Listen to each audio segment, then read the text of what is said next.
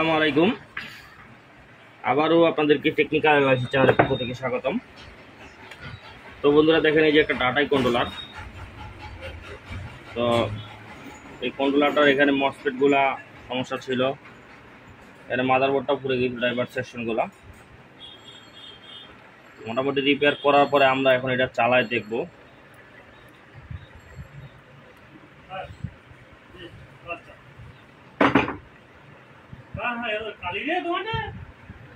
তো আমরা এখন এটাতে লাইন দিচ্ছি, এখানে পিকআপের লাইন লাগাই নিয়েছি। আর আপনারা জানেন যে সেন্সর ছাড়াও এই মোটরগুলো চলে টাটাই কন্ট্রোলার। আমরা লাইন দিচ্ছি।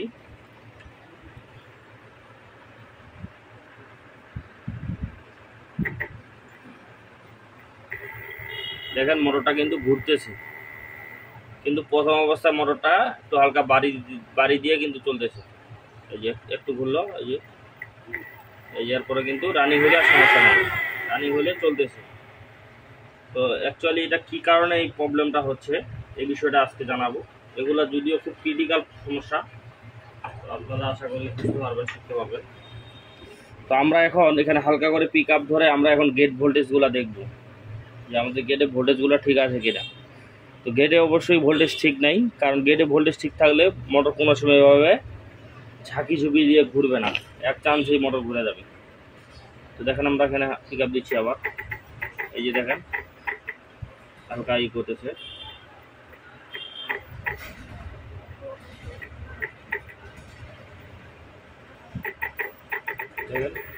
এই এখন আবার হালকা ঝাঁকি দিয়ে চলতেছে। তো এখন আমরা নেগেটিভ সাইডে দেখেন, এখানে গেটে মসফেটের গেটে যদি ভোল্টেজটা দেখি, এটা দেখা যায়। তো দেখেন এখানে কিন্তু 4.5 ভোল্ট দেখাচ্ছে এই সাইডটাতে, নেগেটিভ সাইডে। আর এইটাতে যদি দেখি, এটাতে 4.7 ভোল্ট ঠিক আছে। আর এই গেটটাতে যদি দেখি, তো দেখেন এই গেটটাতে কিন্তু ভোল্টেজ নাই, 0.7। অর্থাৎ এই বাকি এই দুইটার ভোল্টেজ ঠিক আছে, এটার ভোল্টেজ ঠিক নেই। আর পজিটিভ সাইডে গেটে যদি ভোল্টেজ দেখি, সেক্ষেত্রে দেখেন এখানে 19 দেখাচ্ছে ভোল্টেজ,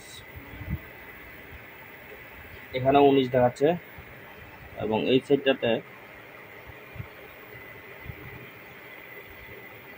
এখানেও 19 দেখাচ্ছে। তাহলে পজিটিভ সাইডে গেটে ভোল্টেজগুলো আমাদের ঠিক আছে, কিন্তু নেগেটিভ সাইডে আমাদের এখানে 5 ভোল্ট, 4 থেকে 5 ভোল্ট যে কোনো একটা থাকলেই হয়, কোনো সমস্যা নাই। পয়েন্টে গোলমাল হলে কোনো সমস্যা নাই। মনে করেন যে কোনোটা 4.2, কোনোটা 4.7, কোনোটা 5, এই ধরনের থাকলেও সমস্যা নাই। কিন্তু যখনই আপনার 2-3 ভোল্টের ডিফারেন্স হয়ে যাবে, তখন কিন্তু সেটা সমস্যা। তো দেখেন এখানে কিন্তু আমাদের এই গেটটাতে 4.4, 4.5 ভোল্টের কাছাকাছি, এটা তো প্রায় কাছাকাছি ভোল্টেজ আছে।